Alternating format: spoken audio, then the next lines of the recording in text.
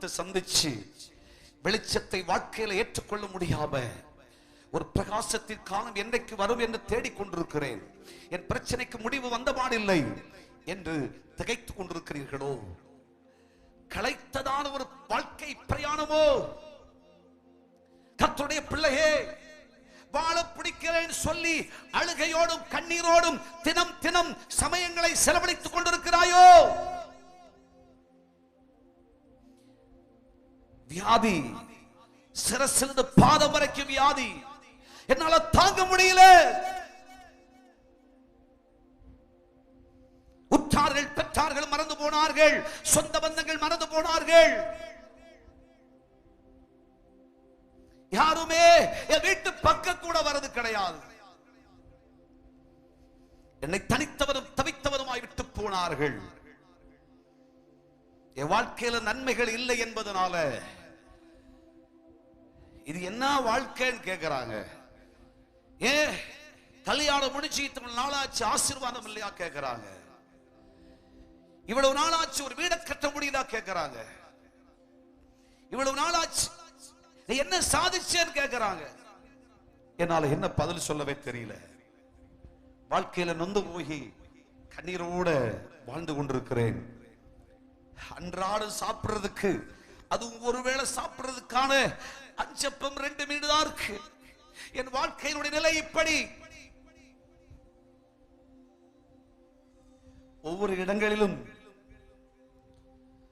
ஜனங்களை சந்தித்து ஜெபிக்கிற நேரங்களில் ஜனங்கள் சொல்லுகிற விசனங்களை பார்க்கிற பொழுது இருதயமே தாங்கிக் கொள்ளாத கஷ்டங்கள். பலர் வியாதிகளோடு பிரச்சனைகளோடு வந்து நின்று கண்ணீரோடு இருப்பார்கள். கடைசி அவர்கள் சொல்லுகிற ஒரு பதில் என்ன தெரியுமா? பிரதர்,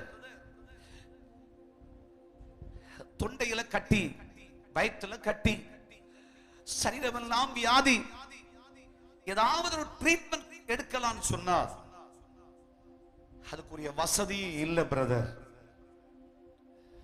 ஏதோ உலகத்துல வாழணும்ன்றதுக்காக கடவுள் கொடுக்கிற சாப்பாட்டுல வாழ்ந்துட்டு இருக்கிறோம் பிரதர்.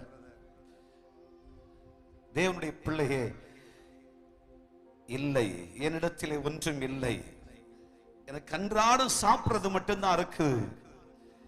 என் வாழ்க்கையில் இருக்கிற பிரச்சனைகளை எல்லாம் பார்க்கிற பொழுது, கஷ்டங்களை பார்க்கிற பொழுது என்னால சகிச்சுக்க முடியலன்ட்டு கண்ணீரோடு இந்த அற்புதத்தின் நாளில் வந்திருக்கிற கர்த்தருடைய பிள்ளையே, உனக்கு தெரியும் உன் பிரச்சனை என்னன்ட்டு, உனக்கு தெரியும் உன் கஷ்டம் என்னன்ட்டு.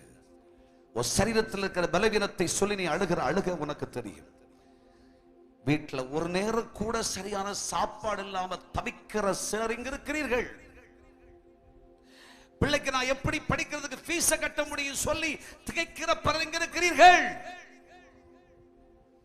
பண்டிகை காலங்கள் வருகிறது, என் பிள்ளைகளுக்கு நான் என்ன பதில் சொல்ல போகிறேன் என்று கேள்வி கேட்கிற பலர் இங்க இருக்கிறீர்கள். நீ ஒன்று செய், மனிதனிடத்தில் எதையும் எதிர்பாராதே. மனுஷனை நம்புவதை பார்க்கலும் கர்த்தர் பேரில் பற்றுதலாயிருப்பது நலம். ரட்சிக்க திராணி இல்லாத பிரபுக்களை நம்புவதை பார்க்கலும் கர்த்தர் பேரில் பற்றுதலாயிருப்பது நலம். நாசியில சுவாசம் உள்ள எந்த மனுஷனை நம்பாத, உன் நம்பிக்கை கர்த்தர் மேல் இருப்பதாக.